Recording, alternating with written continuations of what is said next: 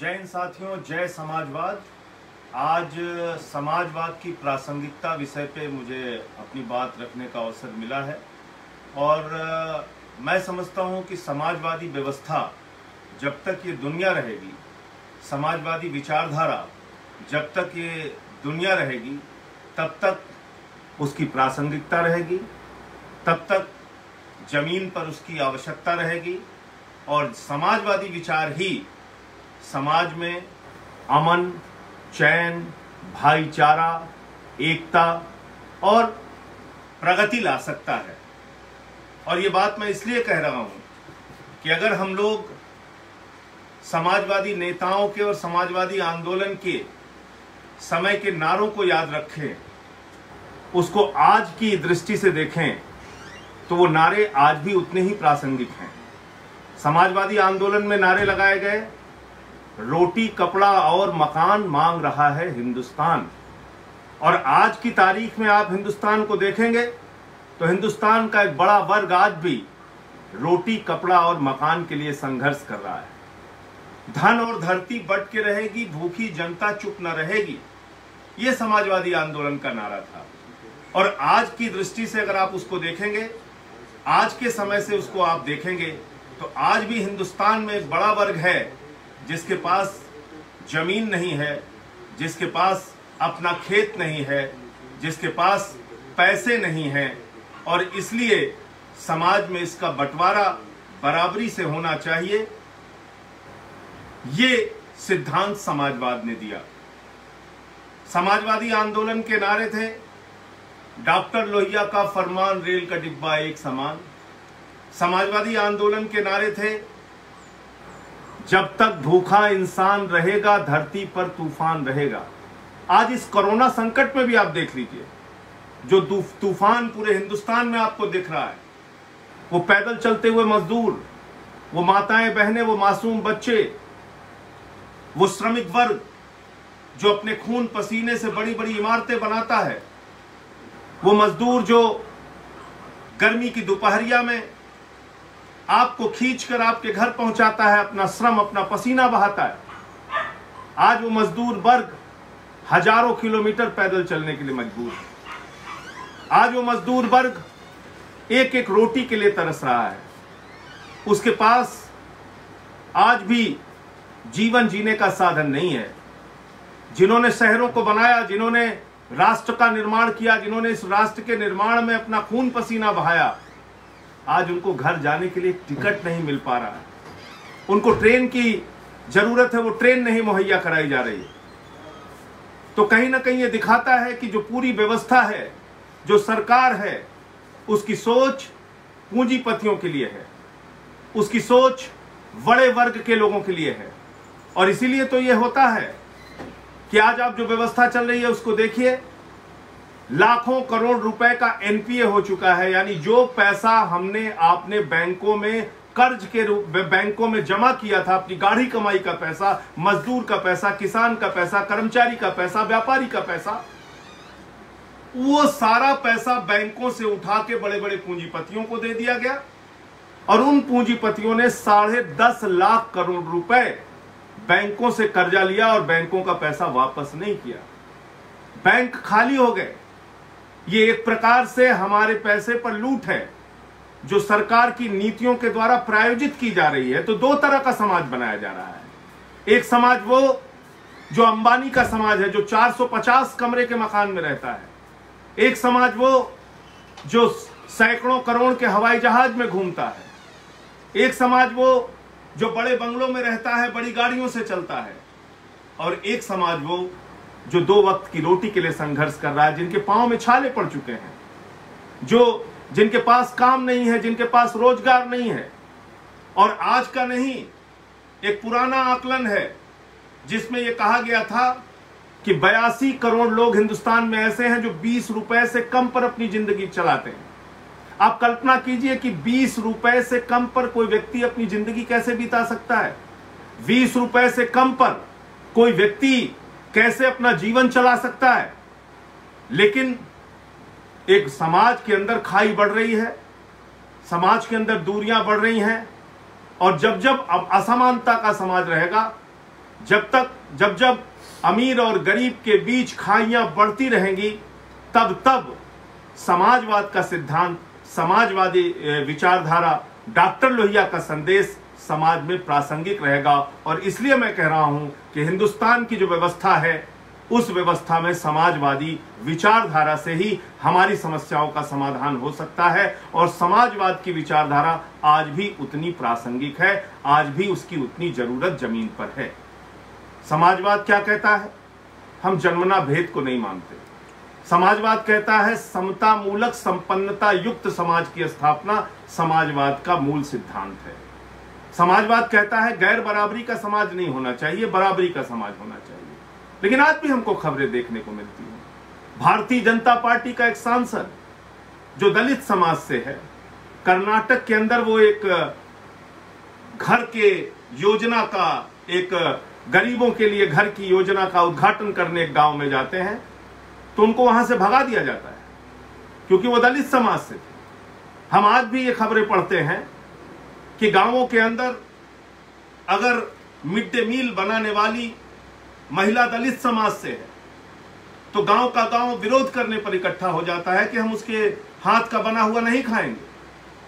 हम आज भी देखने को मिलता है हमारी व्यवस्था के अंदर कि जो समाज का दलित वर्ग है, समाज का पिछड़ा वर्ग है, समाज का शोषित वर्ग है, समाज का वंचित वर्ग है, उसके अधिकारों की उपेक्षा हो रही है और लगातार उसको अभी भी दबाने का प्रयास किया जाता है। अब जैसे आरक्षण का ही मसला ले लीजिए। सोशलिस्टों ने एक जमाने में नारा लगाया कि सोशलिस्टों ने बांधी गांठ, पिछड़े पांव 100 में 60। हमने 100 में 60 का नारा दिया था। और यह नारा क्यों दिया था? आरक्षण की व्यवस्था को समाजवादी विशेष अवसर का सिद्धांत भी कहते हैं। यानी एक व्यक्ति जो 100 किलोमीटर आगे खड़ा है और एक व्यक्ति जो 0 पॉइंट पे खड़ा है, दोनों के बीच में प्रतियोगिता नहीं कराई जा सकती, दोनों के बीच में एक साथ दौड़ नहीं कराई जा सकती। यानी जो 0 पॉइंट पे खड़ा है उसको 100 किलोमीटर आगे खड़े हुए व्यक्ति के बराबर लाना पड़ेगा। और बराबर लाने के लिए उसको विशेष अवसर देने होंगे, बराबर लाने के लिए उसको विशेष अधिकार देने होंगे, बराबर लाने के लिए उसको आरक्षण की व्यवस्था भी देनी होगी, आर्थिक मदद भी देना होगा, मकान का भी इंतजाम करना पड़ेगा। रोटी, कपड़ा और मकान मांग रहा है हिंदुस्तान, जो समाजवादियों का नारा था। तो आज भी उसको विशेष अवसर की आवश्यकता है। तो आरक्षण पे समाज को बांटने का काम आज की तारीख में किया जा रहा है, लोगों को लड़ाने का काम आज की तारीख में किया जा रहा है।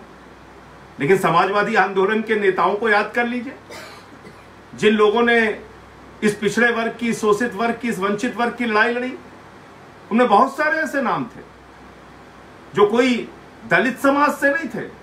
डॉक्टर लोहिया सवर्ण वर्ग से आते थे, राजनारायण जी सवर्ण वर्ग से आते थे, जयप्रकाश जी सवर्ण वर्ग से आते थे, हिंदुस्तान के जनेश्वर मिश्रा जी सवर्ण वर्ग से आते थे। जिस नेता के चरणों में बैठ के मैंने समाजवादी विचारधारा के काखा गाघा को सीखा है, वो रघु ठाकुर जी, वो कोई दलित समाज से नहीं है, लेकिन उन्होंने बताया, समझाया कि समाजवाद का मतलब है समाज के अंतिम आदमी तक अधिकार पहुंचना चाहिए, उसकी जरूरतें पहुंचनी चाहिए। और यह पूंजीवादी व्यवस्था में संभव नहीं है साथियों। ये आज जो व्यवस्था, जो होड़ चलाई जा रही है, विदेशी व्यापार को बढ़ावा देना, विदेशी व्यवस्था को बढ़ावा देना, एफडीआई। अब आप देखिए, बड़ा मजाक सा लगता है, प्रधानमंत्री जी कह रहे हैं लोकल वोकल, प्रधानमंत्री जी कह रहे हैं स्वदेशी को बढ़ावा देना। कौन सी सरकार कह रही है? जिस सरकार ने रिटेल में 100% एफडीआई की छूट दे दी, जिस सरकार ने रक्षा क्षेत्र जैसे संवेदनशील क्षेत्र में 49% एफडीआई यानी कि विदेशी निवेश की छूट दे दी। आज हिंदुस्तान में बिस्कुट लेना हो विदेशी, पानी लेना हो विदेशी, चिप्स लेना हो विदेशी, शरबत लेना हो विदेशी, सब्जी लेना हो विदेशी, आटा लेना हो विदेशी, चावल लेना हो विदेशी। यानी खाने पीने, पहनने ओढ़ने से लेके सब कुछ इस देश के अंदर, हवाई जहाज से लेके सुई तक सब कुछ विदेशी मिल रहा है। और ऐसे समय में अब हमें स्वदेशी का मजाक सिखाया जा रहा है। हम स्वदेशी की व्यवस्था के प्रति प्रतिबद्ध हैं। हम राष्ट्रपिता महात्मा गांधी के स्वराज की व्यवस्था के प्रति प्रतिबद्ध हैं। हम डॉक्टर लोहिया के समाजवाद के प्रति प्रतिबद्ध हैं। और हम छोटे रोजगार को बढ़ावा देने का, लघु कुटीर उद्योग को बढ़ावा देने के हमेशा से पक्षधर रहे हैं। समाजवादियों की तो सोच और विचारधारा हमेशा इस बात की पक्षधर रही है कि छोटे रोजगार को बढ़ावा दीजिए, लघु कुटीर उद्योग को बढ़ावा दीजिए, उसको ज्यादा से ज्यादा मदद कीजिए। लेकिन आज जो सरकार का बजट आता है, जो आज सरकार की मदद आती है, वो मदद किसके लिए आती है साथियों? वो मदद आती है समाज के चंद पूंजीपतियों के लिए। आपको मालूम है, लगभग 2 लाख करोड़ रुपए का टैक्स की छूट हर साल पूंजीपतियों को दी जाती है, कॉर्पोरेट वर्ग को दी जाती है। लाखों करोड़ रुपए की उनको छूट दी जाती है। अभी 20 लाख करोड़ का पैकेज आया, और ये पैकेज क्या है? लोन बांटो योजना है। कह रहे हैं एमएसएमई सेक्टर को 3 लाख करोड़ रुपए का हम कर्जा देंगे। कर्जा देना कोई सीधी सहायता तो है नहीं। कर्जा देना तो कान घुमा के पकड़ के आपने मदद की और हम कर्जा लेंगे क्यों? एमएसएमई सेक्टर में यानी मध्यम कुटीर लघु उद्योग चलाने वाले लोगों के सामान की मांग अगर बाजार में होगी, तभी वो लोग कोई कर्जा लेंगे, तभी वो अपना उत्पादन करेंगे। लेकिन नहीं, मांग तो है नहीं बाजार में, अर्थव्यवस्था ठप पड़ी है। वित्त मंत्री जी कह रहे हैं हम 3 लाख करोड़ रुपए का कर्जा देंगे। फिर कहा साहब 50 लाख पटरी वालों को, रेडी वालों को हम 10-10 हजार रुपए कर्जा देंगे। अरे रेडी पटरी वालों को कर्जा देके आप उनको कैसे मजबूत कर सकती हो? तो पहले से उनकी कमर टूटी हुई है। इस वक्त जरूरत थी बाजार में मांग पैदा करने की, खरीद की मांग पैदा करने की, और वो तब होगी जब सीधे आर्थिक सहायता गरीब के खाते में आएगी। वो तब होगी जब सीधे आर्थिक सहायता मजदूर के खाते में आएगी। आप उनके खाते में डायरेक्ट पैसा देंगे, तब वो बाजार में कुछ खरीदने के काबिल होंगे और उससे अर्थव्यवस्था का पहिया आगे बढ़ेगा। लेकिन हम देख रहे हैं कि जो भी सोच है, 68,000 करोड़ रुपए चंद पूंजीपतियों का माफ कर दिया गया, जिसमें कौन है? नीरव मोदी, मेहुल चौकसी, तमाम वो पूंजीपति जिनको भगोड़ा कहा गया है, जो विदेशों में घूम रहे हैं, विदेशों की नागरिकता ले ली उन्होंने। और ये एक अच्छा तरीका है, हिंदुस्तान में हजारों करोड़ लूटिए, लाखों करोड़ लूटिए और विदेशों में जाकर 2-5 करोड़ रुपए का इन्वेस्टमेंट करके, और ये हो जाता है। छोटे छोटे देश हैं जिनके साथ आपकी प्रत्यार्पण संधि नहीं है, उन देशों में आप 2-4 करोड़ रुपए, 5 करोड़ रुपए इन्वेस्ट करके वहां की नागरिकता ले सकते हैं। तो ये अच्छा तरीका है, हिंदुस्तान में हजारों लाखों करोड़ रुपए लूटो और विदेश की जाके नागरिकता ले लो। फिर वहां से कोई आपको लाभ ही नहीं सकता, क्योंकि उस देश के साथ भारत की प्रत्यार्पण संधि नहीं है। तो कुल मिलाकर आज भी हम लोगों को सोचना होगा, विचार करना होगा कि डॉक्टर लोहिया का संदेश, मधुलिमे जी का संदेश, राजनारायण जी का संदेश, समाजवादी नेताओं का संदेश, कर्पूरी ठाकुर जी का संदेश, उनका जीवन, उनका विचार, उनका रहन सहन, आज उसकी प्रासंगिकता है कि नहीं है, एक बड़ा सवाल है जिसके बारे में हमें सोचना पड़ेगा।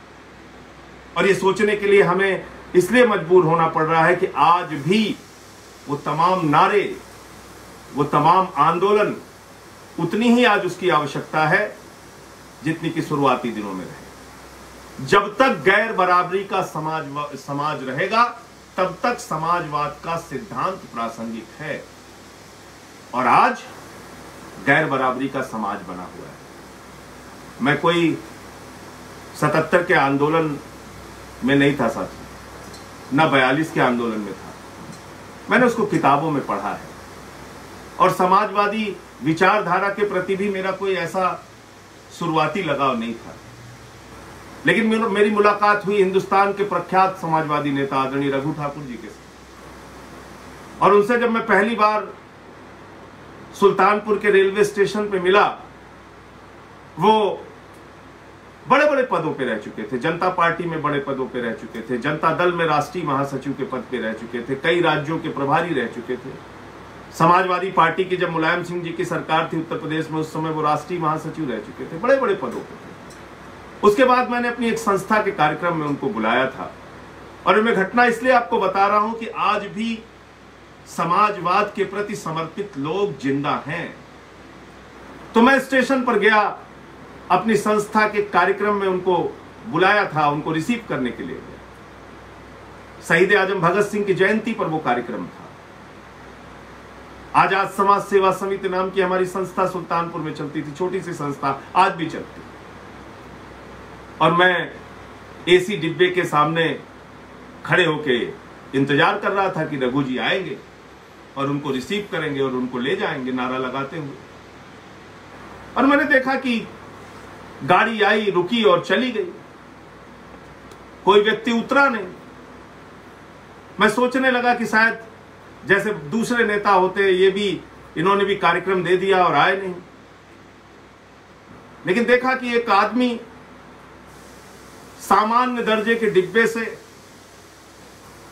जिसके कुर्ते फटे हुए, जिसके पैरों में हवाई चप्पल, एक सामान्य सा झोला लेके चला आ रहा।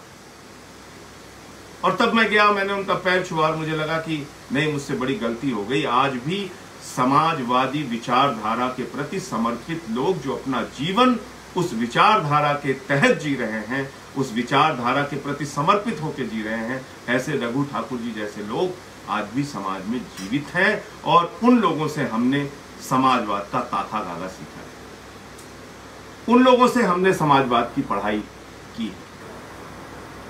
हम कोई, हो सकता है कि आज जो सोच विकसित हुई, अगर हम भी सामान्यता एक परिवार में अपना जीवन जीते रहते, नौकरी से, घर से अपना मतलब रखते, रघु ठाकुर जी जैसे लोग नहीं मिले होते, तो हो सकता है कि हमारे मन में भी समाजवाद के प्रति कोई आकर्षण पैदा नहीं होता, हमारे मन में भी समाज में गैर बराबरी मिटाने को लेकर कोई आंदोलन करने की क्षमता नहीं पैदा हुई होती।